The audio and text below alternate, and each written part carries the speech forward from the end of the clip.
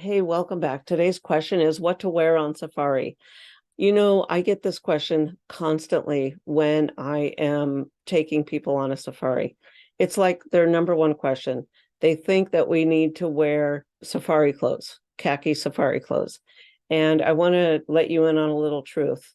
You don't. You don't have to wear that.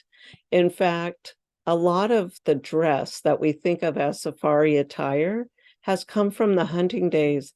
And well, I'm never going to take anyone on a hunting safari. And chances are that's not why you're watching this video. So here's the thing. I've even asked tour guides more than once, what kind of clothes are we supposed to wear? What can we or can't we wear? You know what I hear? There's no outfit. There is not a required outfit to go on safari. So I will tell you some of the things I have worn. I've worn skirts. I've worn white shirts. I've worn black shirts. I've worn khaki pants and blue pants and everything. Okay. I have worn everything on safari. Here's what's important as far as what to wear on safari. Chances are you're going to be in the sun at least some of the time. So a hat might be good, especially if you're someone like me. You might want something light on your arms, like a light shirt. So a safari shirt might be good in that case, that has long sleeves to keep your arms out of the sun. Also good for insects.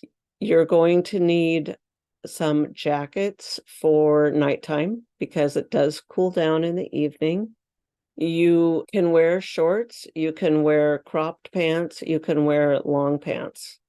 That's going to depend on your comfort level with the heat and the sun, and also insects. So I've often worn sandals without anything on my feet, and I've worn insect-treated socks and tennis shoes before. Now, it also is going to depend on if you are doing much walking during your safari. The ones I go on, there's not a lot of walking, so you don't need hiking shoes, you don't need specific shoes. But you do need to know if there is walking on your safari or not. I use a scarf. I might wrap it on my face when we're driving and if there's a car in front of us and it's dusty. And then I might also use it to cover my shoulders if I have something with short sleeves on. And I might use it to wrap around my hair if it's windy. If the top of the van is open, if the windows are open, then it might get windy if you're driving or just if you're by the river or something. I think the big thing about safari is layers, because if you leave early in the morning, it's going to be cool. You're going to want to be able to take layers off and still be protected from the sun and protected from the insects, depending on where you are, what park you're in, what location you're in, and what's around you, what you expect to be around you. I might not suggest shorts unless you're going to wear insect repellent and sunscreen, but again, you might not have an issue with the sun or with bugs. As far as clothing and cultural expectations, it's going to vary in all the different African countries. Generally, tourists are not expected to comply with what a local might be expected to wear. However, you should be respectful and you should be aware of what their expectations are. So definitely, if you're going to be at a beach or if you're going to be somewhere outside of safari and you're wearing a swimsuit, take a cover up, wear something over that, because swimsuits are definitely not the same worldwide. So you should wear either a dress or some kind of cover up over it.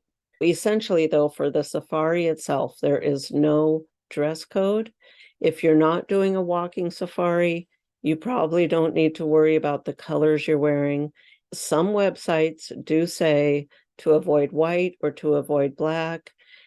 And there might be some valid reasons in some locations for some safaris, but I know when I go on safari, I've always been told there's no expectations. I've worn floral prints, I've worn stripes, I've worn solid colors, and I still blend in with everyone because while many people are wearing tan and army green type colors, camouflage type colors, most of the people are not. So don't feel like you have to go out and buy clothes to fit the safari expectation, because that's not true at all. just make sure what you take, you can layer, you can take care of yourself as far as insects and sun, and be warm enough and cool enough. Have a fun safari, and please connect with me, revkarencleveland.com. Talk to you soon. Bye-bye.